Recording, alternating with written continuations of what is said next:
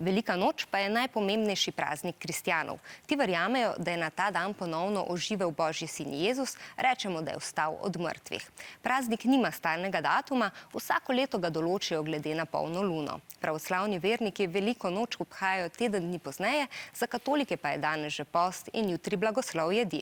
Zaradi ukrepov, s katerimi želimo preprečiti širjenje novega koronavirusa, bo tudi bogoslužje letos potekalo nadaljavo. Vendar za številne družine v teh dneh zato ne bo nič manj praznično. Zdaj bomo nabrali zelenje, da bodo imeli naši pirhi lepe travniške vzorce. Smo Jon, Julija in Dominik. Zdravo, sem Klara. Prihajamo iz Šmarja pri Jelšah. Pred velikonočnimi prazniki bomo malo pospravili po hiši In pripravili velikonočne jedi.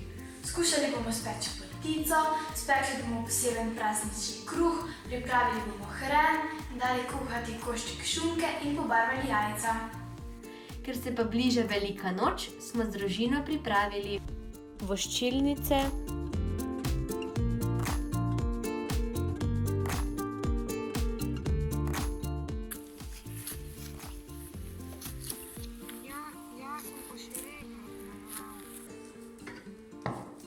Priprave na letošnjo veliko noč ne bodo bistveno drugačne kot ponavadi.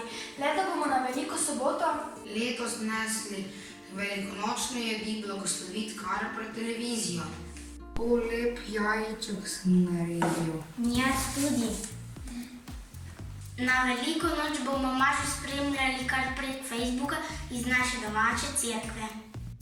in potico.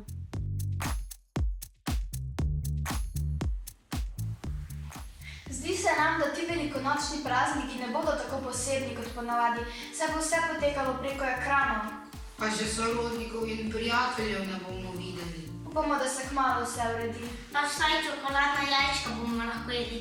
In ostanite doma in ostanite zdrave.